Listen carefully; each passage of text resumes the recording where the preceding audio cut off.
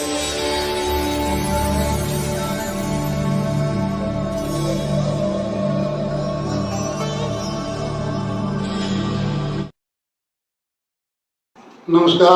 दोस्तों, अक्सर देखा गया है कि लोगों में जो जिज्ञासा होती है, जब वो पंडित जी के पास जाते हैं तो पंडित जी लगन बनाते हैं और जो लगन है उसमें 12 जो भाग किए जाते हैं।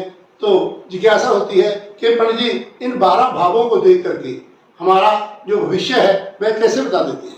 कैसे बता देते हैं कि हमारा रंग रूप कैसा है, और कैसे बता देते हैं कि हमें सुख की प्राप्ति कब होगी, हमें संतान कब प्राप्त होगी।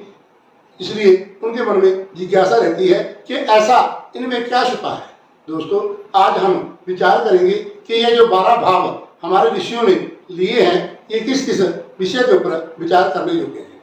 दोस्तों, सबसे पहले जो पूरा ब्रह्मांड है वह 360 डिग्री में फैला हुआ है, और उसमें जो हमारे ऋषियों ने 360 के 12 भाग कर दिए, अर्थात एक भाग में जो 30 अंश आए, और उस 30 अंश को एक राशि स्वीकार किया गया, और उस राशि को मेघ, वृक्ष, मिथुन, कर्क आदि जो नाम दिए गए, वही हमारी जो विचारणीय बातें हैं उनका मुख्य केंद्र होते हैं।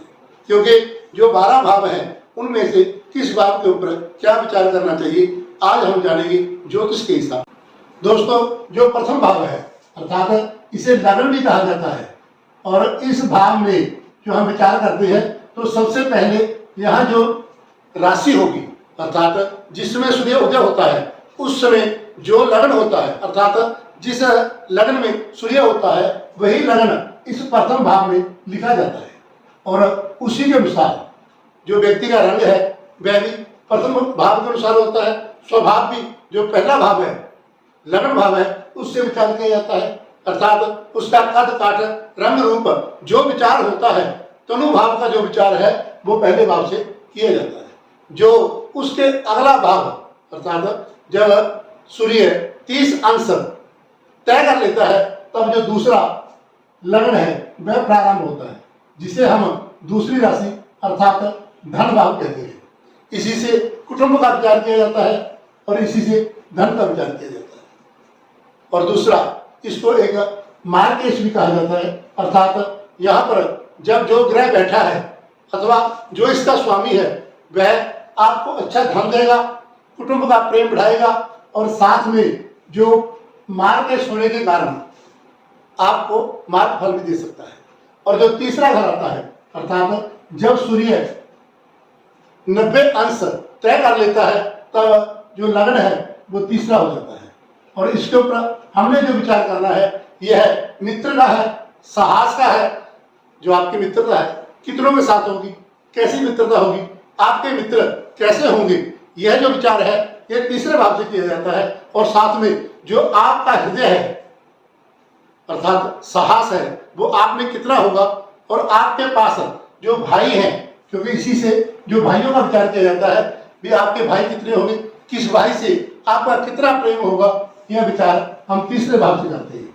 दोस्तों, यदि जो चौथा भाव है, अर्थात जब सूर्य मध्य अहन में आ जाता है, दोपहर पे आ जाता है, उस समय जो चौथा लगन आता है, और इसमें हमें क्या विचार करना है, इसके ऊपर जो सुख भाव है उसका विचार होता है, आपको कितना सुख मिलेगा। और दूसरा आता है इसमें माता का विचार, आपकी माता कैसी है, उसका स्वभाव कैसा है, वो कितने बहन भाई है, और आप किससे प्रेम करते हैं।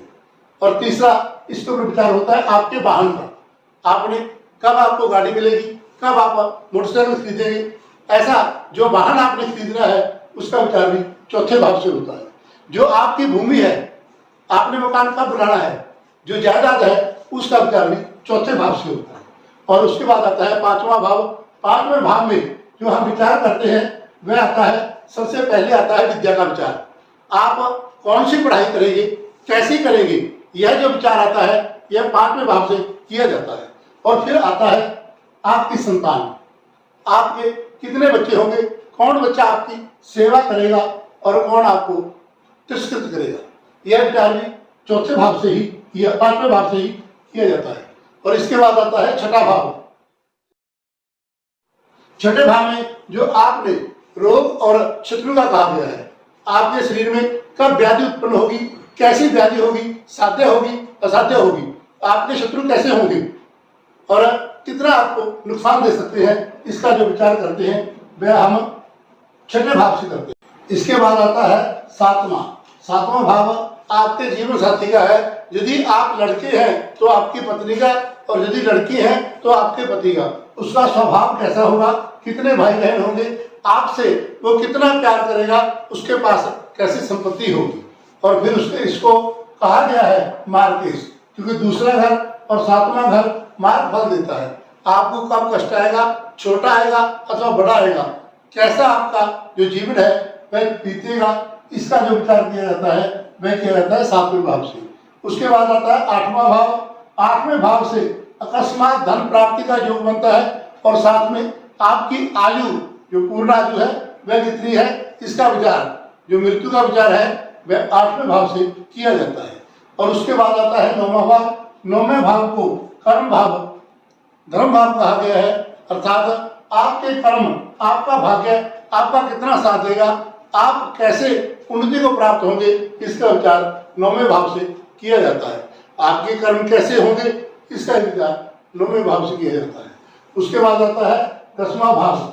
10वें भाव में आप अपना कारोबार का विचार करेंगे, आपका कारोबार कैसा होगा, किस क्षेत्र में आप कितनी उन्नति करेंगे, और साथ में यदि आप नौकरी करते हैं तो किस चीज की आपको नौकरी करनी पड़ेगी, कैसी आपकी पोस्ट होगी, छोटी क्लास के होंगे अथवा उच्च स्थान प्राप्त कर सकेंगे।